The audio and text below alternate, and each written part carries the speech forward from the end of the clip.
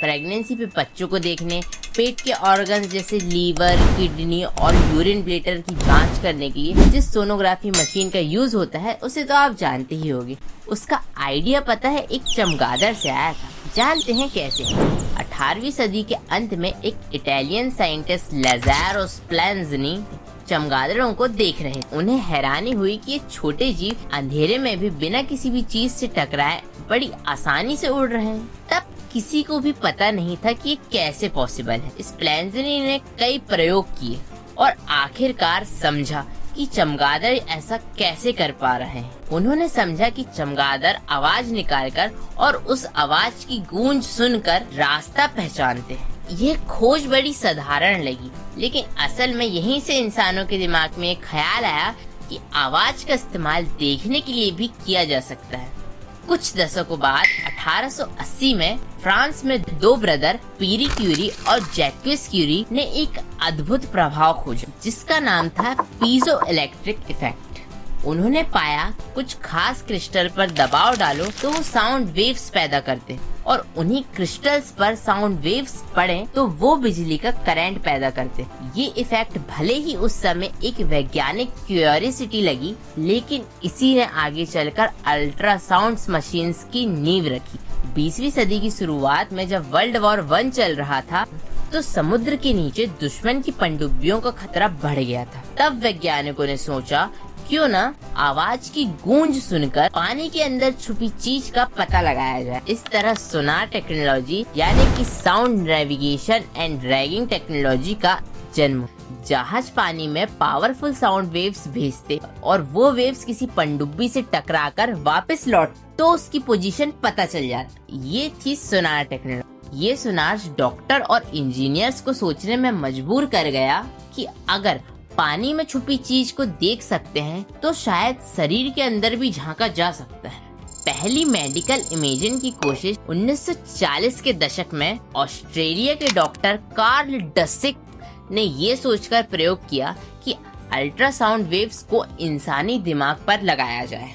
उन्होंने ब्रेन के अंदर के हिस्से को देखने की कोशिश और दुनिया का पहला अल्ट्रासाउंड इमेज बनाया। हालांकि वो इमेज इतनी क्लियर नहीं थी और प्रैक्टिकल यूज में भी नहीं आ रहे, लेकिन यह एक शुरुआत। पहली बार अल्ट्रासाउंड वेव का कदम मेडिकल की दुनिया में पड़ा।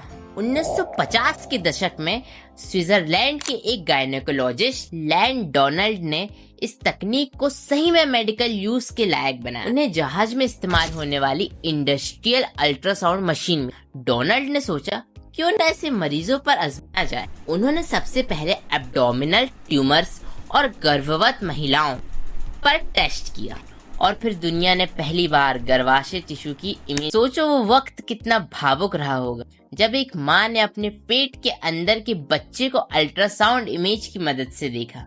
यहीं पर सोनोग्राफी को मेडिकल दुनिया का गेम चेंजर बना गया। अल्ट्रासाउंड मशीन की सबसे बड़ी जरूरत प्रेगनेंसी में महसूस हुई। डॉक्टरों के पास उस समय सिर्फ एक्सरे का विकल्प था, लेकिन उसमें रेडिएशन होती जो कि बच्चे और माँ दोनों के लिए हानिकारक। डॉक्टरों को एक ऐसा तरीका चाहिए जो कि सेफ, पेनलेस और रियल टाइम। अल्ट्रासाउंड ने ये सब कुछ दे दिया था। बिना किसी सर्जरी, बिना किसी रेडिएशन, सिर्फ साउंड वेव से अंदर देख लेना। यही वजह है कि यह मशीन दुनिया के हर कोनों में फैल गई। शुरुआती अल्ट्रासाउंड मशीन्स बहुत ही बड़ी और ब्लैक एंड व्हाइट इमेज देने वाली मशीन्स हुई। 1960 से 1970 में पहली बार मूविंग रियल टाइम अल्ट्रासाउंड आया। 1980 में कलर ड्रॉपलेट टेक्नोलॉजी आई जिससे ब्लड फ्लो और हार्ट बीट तक दिखने लगी। और आज 3D और 4D अल्ट्रासाउंड मौजूद है जिनसे आप प्रेगनेंसी में बच्चे का चेहरा मुस्कुराते हुए भी देख सकते हैं। मशीन का सफर चमगादड़ से शुरू हुआ था और आज वो टेक्नोलॉजी दुनिया की सबसे सेफ और इमोशनल डायग्नोस्टिक टूल्स बन चुका है।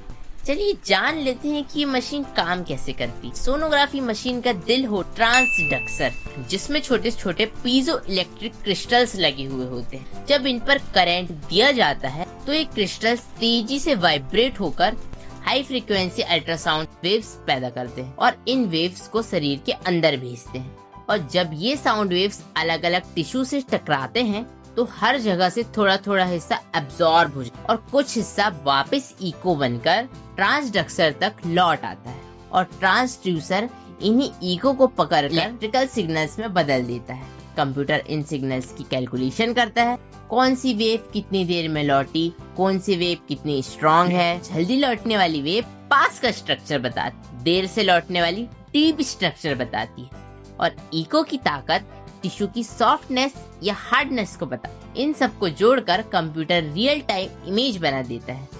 यही वजह है कि हम लाइव चलते फिरते बेबी, ऑर्गन या किसी इंजरी को सीधे देख पाते हैं। यह बिल्कुल वैसा ही है जैसे चमगादड़ अंधेरे में अल्ट्रासोनिक साउंड से रास्ता खोजता, बस यहाँ अल्ट्रासाउंड शरीर के अंदर की दुनिया का नक्शा खींच लेता है।